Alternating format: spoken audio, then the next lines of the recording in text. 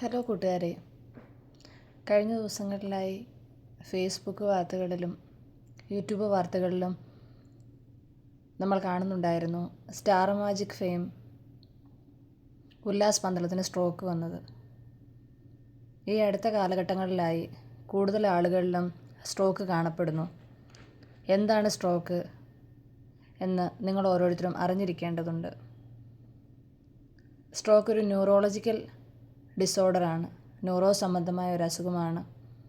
നമ്മുടെ ബ്രെയിനിന് ആവശ്യത്തിൽ ഓക്സിജൻ ലഭിക്കാതെ വരുമ്പോൾ പെട്ടെന്ന് ബ്രെയിൻ ഫങ്ഷനിങ് അല്ലാതാകി വരുമ്പം ഒരു വശം തളർന്നു പോവുകയോ കൈക്കും കാലുകൾക്കും ബലക്ഷയം സംഭവിക്കുകയോ ചെയ്തേക്കാം.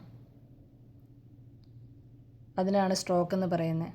കരോട്ടിഡ് ആർട്ടറിയാണ് നമുക്ക് നമ്മുടെ ബ്രെയിനിലേക്ക് ഓക്സിജനേറ്റഡ് ബ്ലഡ് പമ്പ് ചെയ്യുന്നത്.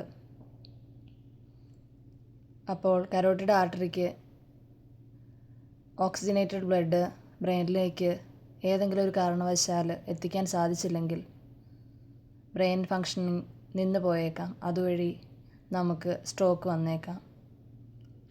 Stroke is A neurological disorder caused by ineffective brain perfusion caused by ischemia or hemorrhage in the brain. Usually carotid artery which supplies oxygenated blood to the brain. If the carotid artery doesn't supply oxygenated blood to the brain, it will result in stroke.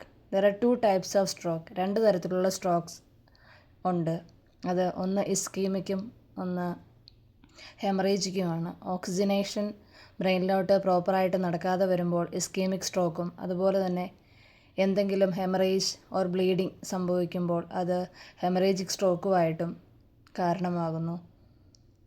ഇത് എല്ലാവരിലും എത്തിക്കുവാൻ, അല്ലെങ്കിൽ ഈ ഒരു information എല്ലാവരും അറിഞ്ഞിരിക്കുവാനും ശ്രമിക്കുക. കൂടുതൽ ആളുകളിലേക്ക് ഷെയർ ചെയ്യുമല്ലോ.